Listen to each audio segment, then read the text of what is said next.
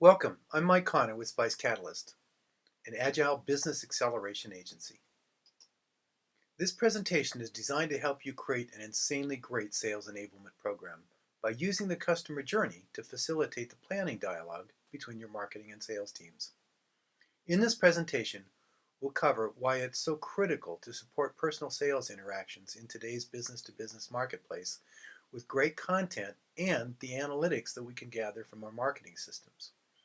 We'll talk about some of the common challenges that companies trying to create sales enablement programs face, and how using the customer journey can help you overcome those challenges. Then, we'll provide you a starter set of stage-by-stage recommendations to help make your sales enablement program insanely great.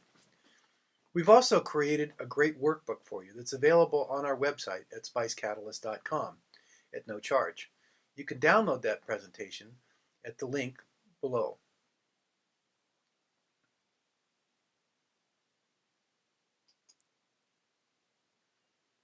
This presentation is part of our Creating an Insanely Great Customer series. That series is based on an agile marketing methodology that we've developed here at Spice Catalyst. That methodology focuses on creating high-value customers through relationships based on continual mutual learning and innovation, and by delivering breakthrough value at each stage of the customer journey. With that as a backdrop, let's get started. Despite all the focus on content marketing, social media, and marketing automation today, the bar for sales has never been higher. We've all read the research. 60% of the purchasing decision is made before the customer ever reaches out to a salesperson. And while that's good justification for us to really focus on creating great content, it also means that our salespeople have to be better prepared than ever when they meet customers. No customer is going to be excited about having a sales meeting where the salesperson simply provides them brochures they've already read or can't take them any deeper into your product or your capabilities or the value it creates for their business than what they've been able to gather online. According to Steve Martin, personal interactions with prospective customers is what will determine who wins and who loses the deal. So business-to-business sales, it's personal. It still takes salespeople to close those deals. And to close those deals, our salespeople need information. They need the right information for the right person at the right time in the buyer's journey. There's a number of research reports out there that indicate that business-to-business salespeople are spending on average almost a day a week trying to sort through the information and the content that's out there and structuring it to meet the specific needs of the customers that they're working with. That sales time that's lost is sales time that is gained by competitors. And sales time gained by competitors means deals that we've lost. Using the customer journey as a framework sets up a great dialogue between marketing and sales. It provides a framework that defines who needs what information when in the overall sales cycle or the customer journey. The who are the decision makers and influencers within the account that are part of evaluating and making the decision about which solution they'll go for. These are typically defined by personas that have been created by marketing. Business-to-business purchases typically involve multiple decision makers. There is research out there that tells us for purchases as small as $20,000, as many as 20 people can be involved. Now, we don't advocate creating personas for each of those, but we do believe there's likely to be at least a good handful of people that you do want to build personas for. And the quality of those personas and the accuracy of those personas is the key to creating great content and to providing guidance from a sales engagement standpoint to sales that helps you close deals. The what you need in terms of content will be defined by the requirements outlined in the personas. And when that content is needed will depend on where the prospect is in the buyer's journey, what their specific needs are, and the preceding activities that they've engaged in. Different content will be valuable at different stages in the customer journey. Towards the front end of the funnel, the thought pieces that align the needs of that industry and that company and the business drivers that are setting the pace for their decision making will probably be most valuable. As you near the middle of the funnel, where purchase decisions are being made, it's likely that the financial and ROI information that you can provide that demonstrates the value your solution is bringing to these customers will be the most valuable. Once they've been using your product and are up and running with it, and you've created a relationship with them, what would become valuable then is business case information that allows them to justify moving to the next level with you. One of the most important things to remember as you're developing your content and your sales engagement program is that the greatest value that your solution offers business-to-business customers is the ability to save them time and or save them money or make them money. IDC tells us that the closer we get to the decision point, the more important information that helps them make the financial arguments for acquiring your solution, that demonstrate the specific capabilities of your product and how those are differentiated from others, and the ability to back that up with solid proof that what you promised them you can deliver. In the early stages of the customer journey, the interactions with prospects and customers will be most likely driven by marketing. As you get closer to the purchase point, sales will take the lead there, and they will be seen as the primary go-to person by the customer for additional informational needs. Let's first dig into some of the broader requirements for creating an insanely great sales enablement program.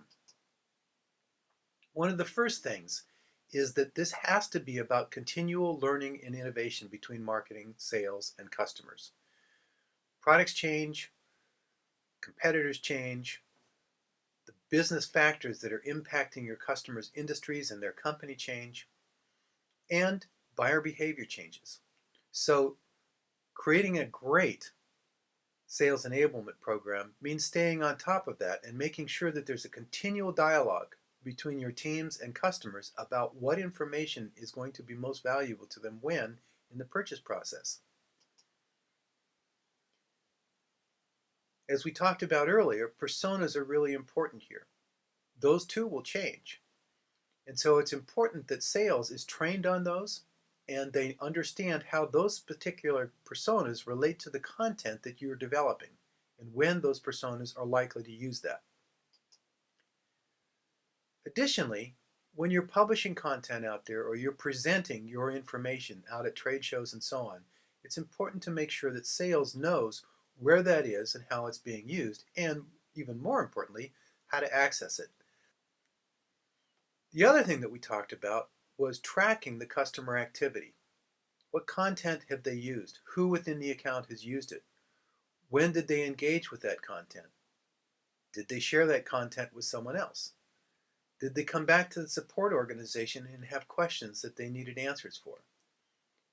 With today's systems, we can track most of that. And the key is to make sure that when we transfer a lead that we've qualified as being sales ready over to sales, that information comes with it so that our salespeople aren't starting fresh. They're starting with the information that tells them what the customer has been interested in, what information they've already consumed.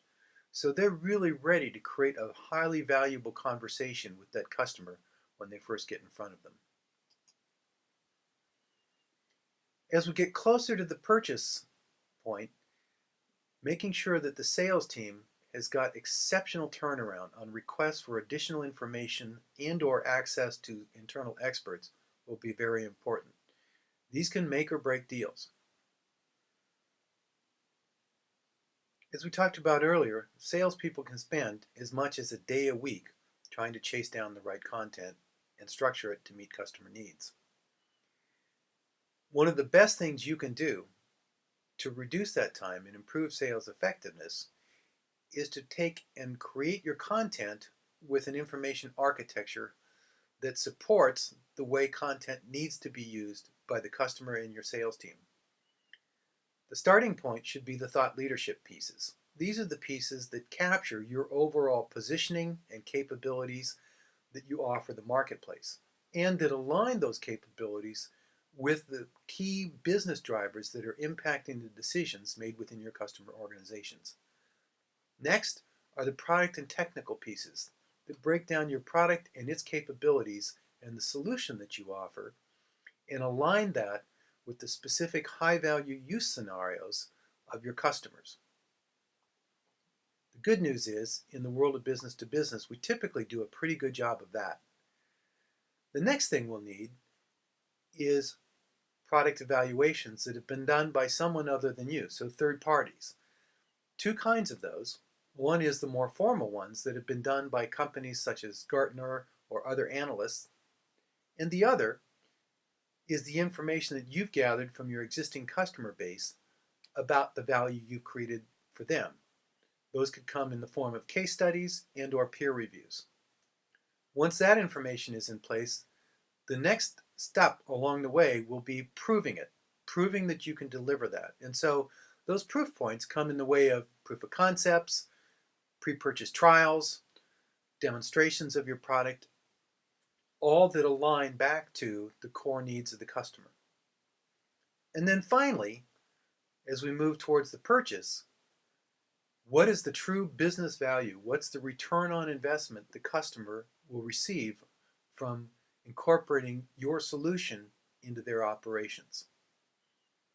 Structuring your content this way makes it easy for the customers and for your sales people to access the information they need when they need it in the form they need it.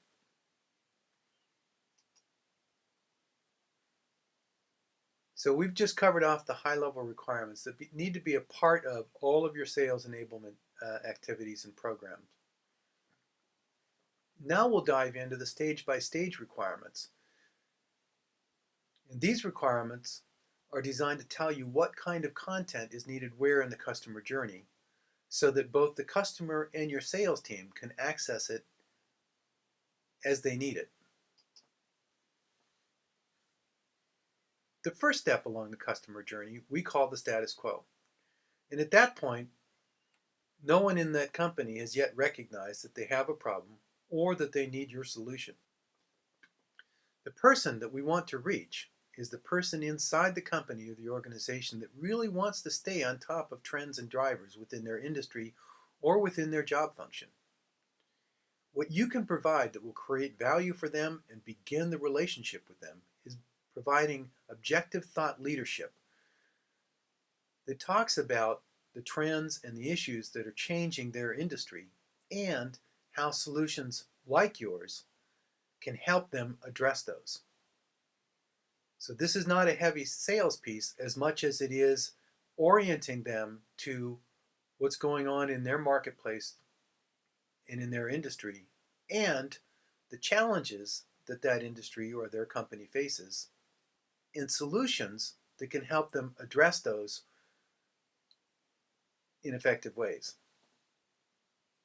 At some point, something changes. Merger and acquisition, competitive threat, new executive that wants to change the game, recognition that their infrastructure is no longer going to take them where they need to go.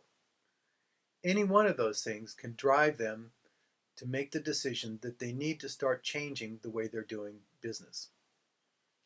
At this point, what the champion needs is the ability to establish themselves in a leadership role, which means they need to convey a solid grasp of the information and the issues that are out there.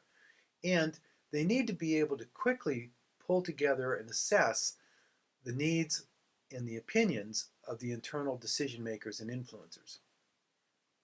What you can provide that will create value for them at this stage is an objective overview of how to go about that, and also provide them the beginnings of the information about what it will mean to change from their existing solution to a new solution and some of the risk factors that are involved, and outline for them some of the core concepts about how to go about making the decision as to what's right for them. That information they can then use to start orienting the team that they'll pull together to help them move forward in the buyer's journey. Once their team is assembled, they'll now cast a wide net and they'll start to explore a range of options. What the champion ultimately needs in this stage is a framework that helps them narrow the field, that helps them look at all the alternatives out there, more deeply understand their own needs, their challenges, and the risks, and what it will take to deploy that solution within their environment successfully. What you can provide them at this point is an objective framework that helps them make those comparisons in an objective way, and in particular, gets them to surface the high value use scenarios that will be providing them most of the value the solution has to offer. And this is where your modular information will start to come into play. During the next stage, they'll now move from that very wide net down to likely less than a handful of solutions that they're going to do a deep dive evaluation on. And here is where they're going to be contrasting and comparing capabilities and the vendor proof points against those high value use areas. They'll need the ability to rank, order their needs and the capabilities of the potential vendors that they're evaluating. This is where they'll also start to dig into analyst reports, start to talk to peers, engage in vendor presentations, proof of concepts, and live trials. This is where you want to make sure that you've provided the support for them in terms of making that kind of information available in a modular form. As part of your sales enablement program, you want to make sure that your salespeople have the training that allows them to sit down with the champion and really qualify what the core requirements are of the decision makers that will be involved in terms of making a decision to move forward with a purchase. One of the worst things you can do is just turn them loose on a demo or turn them loose on a trial without understanding what the high value use scenarios are that they'll be making their decision on. Once their evaluation is done, they'll move into creating a business case to support their recommendations. At this point, they'll be reviewing their findings and recommendations with key stakeholders. They'll be identifying key proof points that support those recommendations. They'll also start to work with identifying key areas that they'll want to negotiate. And all of that will be reviewed with internal stakeholders. What you can provide them that will create value, again, is an objective framework for this business case. And also provide modular supporting content. Make sure that they can succinctly describe the needs and the capabilities within that business case. And pay a lot of attention to the proof of business value delivered, the financial aspects, the return on investment, because this is what the executives will be looking for.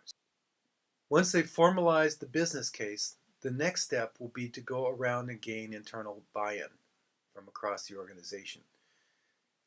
And this is where the champion will be receiving additional requests for investigation, proof points, and pet peeves from people who aren't necessarily supportive of their recommendation.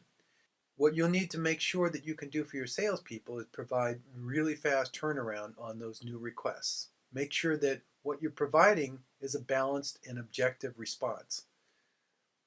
And to make sure that the content that you're providing is modular and easily fits within the framework they're working with. Once internal buy-in is done, we now move into the purchase stage. And unfortunately, purchases are never quite as easy as just getting the deal signed. At this point, it's very likely that executives that haven't been involved in the decision making before will now come to surface.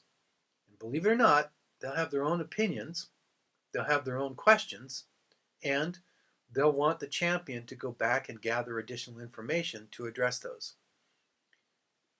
They will also start to work on their negotiation structure. What you can provide from a sales enablement standpoint here and a customer support standpoint is a really clear elevator pitch on what's being purchased and why. with a clear understanding, again, elevator pitches around those negotiation areas and a balanced view of trade-offs against them. We'll now move into deployment. And believe it or not, things can go wrong in deployments. So it's really important that as you start this work, that your salespeople can sit down with the champion and walk them through what that deployment is going to look like, where there's likely risk areas, and what can be done to mitigate those risks. What can you do to support the users, and specifically, what can you do to help make sure that the areas that the company most purchased the solution for are actually being brought up and used as that system is deployed. Once the initial deployment is done, we're now into production use of the system. And this is where the real proof of the pudding comes through. Have we really delivered on the promises that we made to the company? The champion is going to need to present their findings and their recommendations back to their management team. So if you can provide them a framework that helps them capture that information and present that business case, you'll be ahead of the game. We're now in a position to have the conversation about expanding their use of our system and or acquiring other product or solutions from us. In this case, what the champion will need is the ability to make the business case to do that expansion. What you can provide here are the business case materials and the information to support incremental deployment, whether that is expanding the use of the existing system or adding additional capability that they hadn't acquired when they first bought the solution. The next stage is where we ask the customer to stand as a reference for us.